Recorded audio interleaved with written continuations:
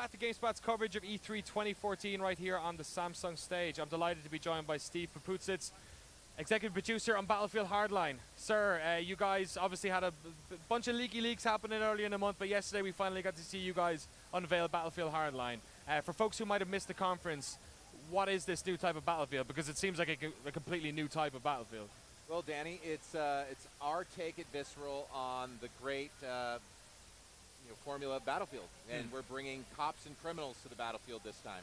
Yeah, it looks like a quite an incredible war zone. I don't think I've seen a bank robbery quite like it.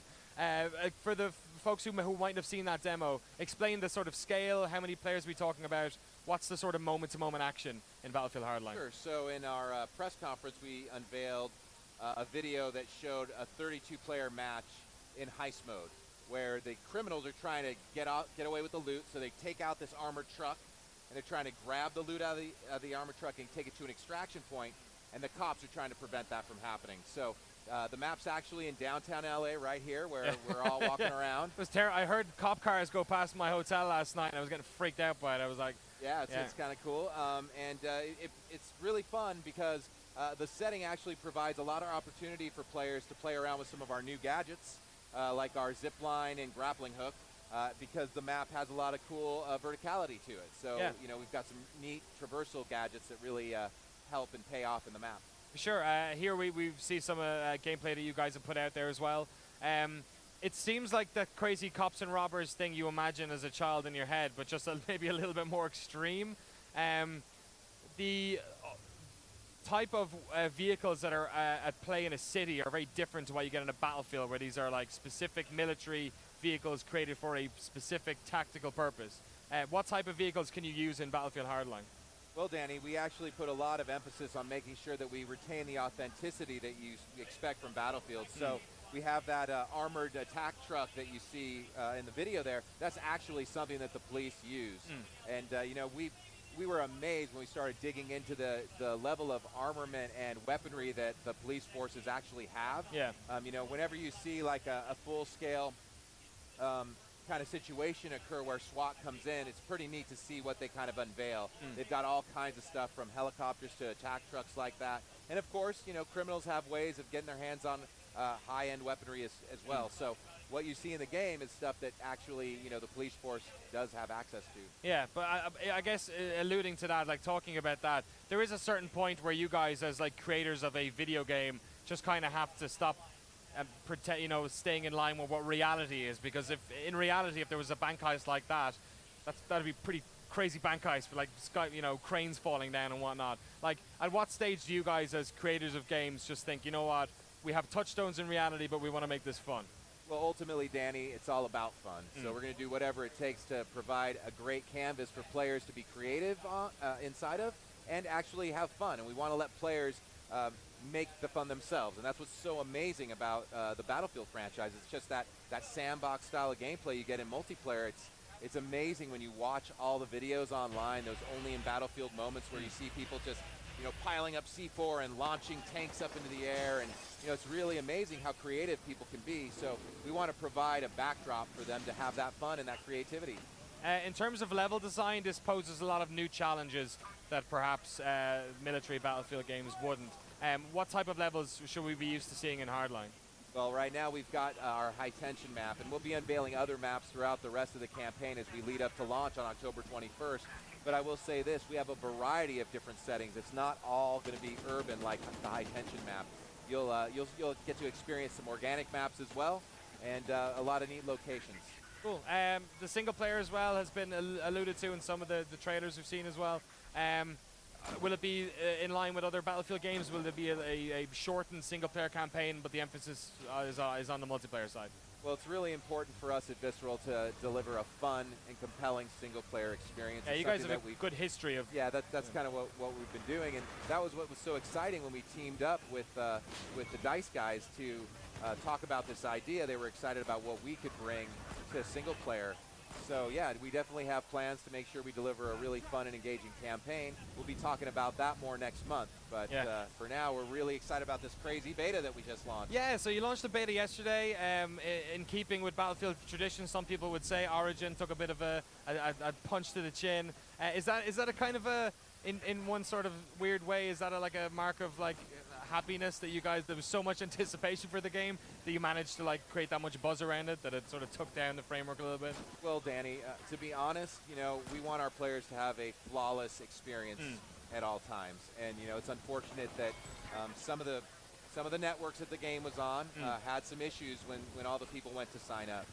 So ideally they don't have those problems, and we want to make sure that players have a great time from the second they try to engage with our game, and that's exactly why we're doing this beta. We want to learn from the community what we can do to improve the game. We've got more time before we have to finish the game, so we want to get that feedback and bring it in and address issues that they may find and make sure we have a really stable and fun launch for people. So yeah, I mean, it was a bummer that those issues happened, but this is going to be a learning experience for us at Visceral, and we really ultimately just want to deliver a great game for players. Yeah, how much responsibility do you guys have at Visceral for that type of stuff? Because presumably a lot of it is out of your hands via with DICE's framework or with Electronic Arts, who are actually running a lot of that sort of stuff. Well, hey, listen, the way I look at it is we're all one big team, so whenever anything happens, it's all of ours. I'm going to own all of it. So yeah, I mean, it's just that we're one team, one company, and there were some challenges, but you know what? Everybody reacted quickly. I think there's tons of people playing, and hopefully everybody's okay now. Cool. Let's talk about the modes. You talked about heist mode. We saw a load of that on the stage show yesterday. Can you talk about some of the other modes that are playable in Hardline and the way they change just the core gameplay of Battlefield Hardline? Sure. So the other mode that we're actually letting people experience right now is Blood Money. Okay. That's a symmetrical game mode where there's a giant pile of cash in the middle of the map that the cops are trying to recover as evidence, and the criminals are trying to get to because, hey, they want money. So that's kind of the focus. They're kind of rushing to that pile of money. Each team actually has their own vault where they have to collect the money and bring that money back to. So, the mission, the goal is to get as much money as you can and to win the match. Now, what's really cool about that mode is if you're all of a sudden losing because one team's just loading up their vault, you can do an end around, go to their vault and steal the money out. So you can see these scores just drastically shift, and it provides a lot of cool choke points in terms of like engagement areas where people are having really good shootouts, but it also lets you kind of tip the balance quickly, so you're never really out of the match. I saw, we had a look at it a couple of weeks ago at GameSpot as well, and I love the fact that your truck actually physically fills up with money as you're collecting it. Cool. How did you, as well, when you're running around with the money, your bag is there's almost like a trail like of money coming out of the back of the vehicle or the bag that you have. Yep. Is that purely for we want somebody to know that guy's got money? Yeah, and it's just fun, right? Like to see that trail of money, and yeah, I mean, it's an indicator, right? We've worked a lot on messaging and accessibility and making sure that people kind of know what to do throughout the various game modes. And that was just a clear identifier of, hey, this guy's got cash. Because of course, if you shoot him, he drops the cash. You can pick that up. But the other thing you can do, Danny, is you shoot that guy, he drops the cash. You can hang back, wait for his friend to come up and shoot him. Right. So I mean, there's a lot of cool gameplay that we get out of that. Excellent. There seems to be a lot of new equipment to that end as well. You've got the grapple hook, you have a zip line as well. Yep. Could you explain how they sort of change up how players will attack different objectives? Yeah, sure. So one of the other things we're trying to do in a high tension map and throughout all the multiplayer maps is provide opportunities for verticality. Whether you want to scale all the way up to the top of the crane, or if you want to go camp out on a roof, the grappling hook helps you out, right? So you could use the grappling hook to get up on a roof. And then the zip line is just really fun because it provides really quick burst movement from place to place. So you can scale up to the top of one of these big giant downtown skyscrapers and then zip line to the next one across the way.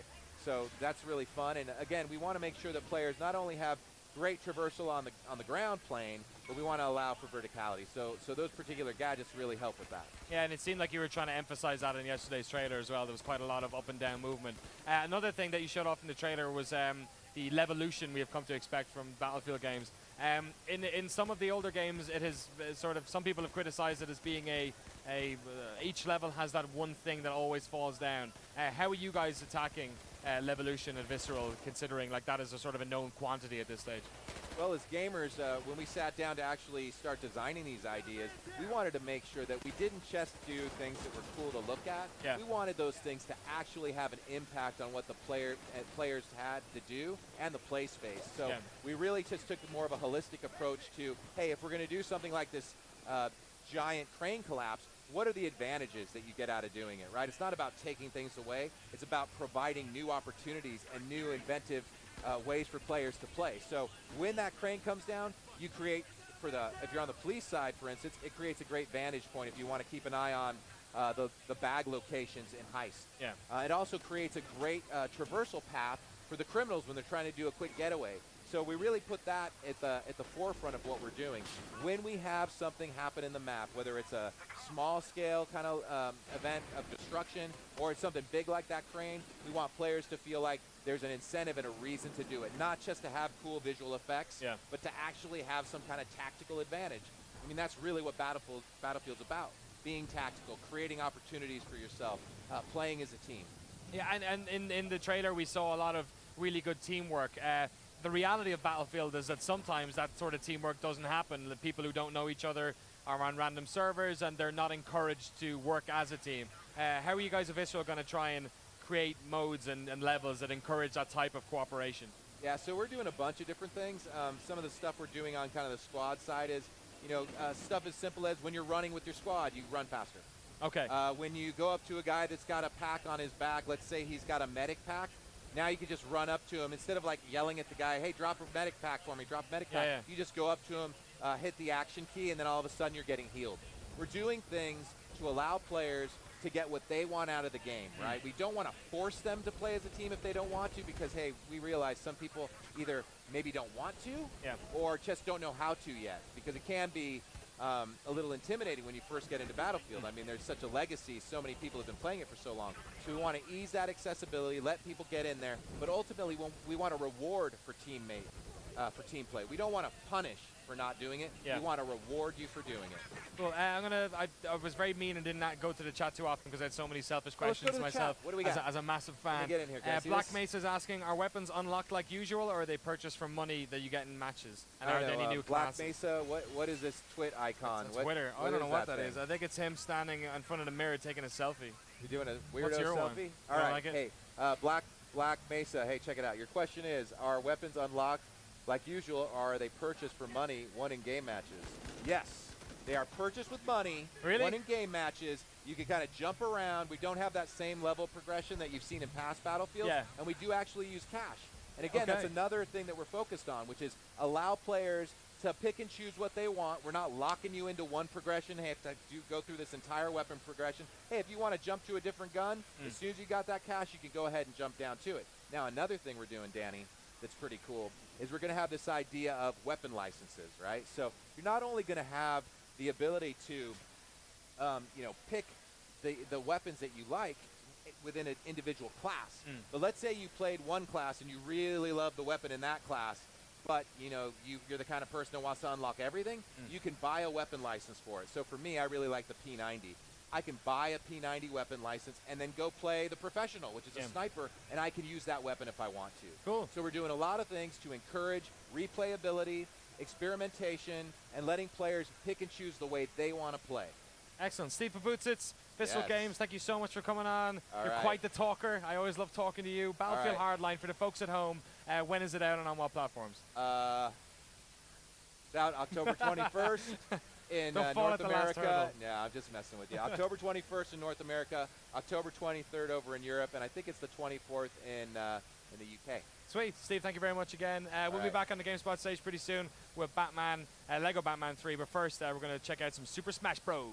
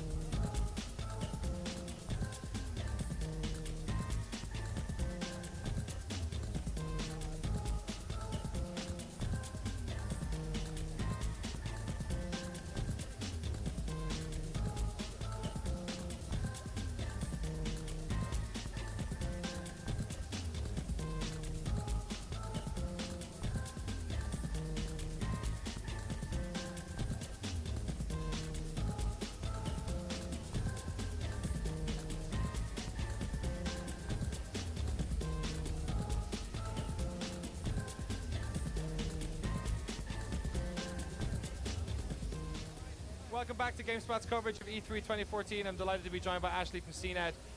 You have been all around the show floor this morning. We've only been open for about an hour at this stage, so what have you seen so far? I always like to take that initial lap around, and then I kind of make a mental note as to what I want to look at. Yeah. But always, I mean, obviously GameSpot is my first stop, but I always like to go over to Nintendo and see what they have going on, especially after their digital event this morning. Yeah, for sure. It was really exciting to sort of go over there, see all the Smash Brothers going on. There's so many Smash Brothers booths, you guys. It's great. It's just behind us here, and last night we were kind of skulking around and seeing what was available. Kind of checking things out. Yeah, they just had tape up on everything. Of course, couldn't of see course. a thing. But I was really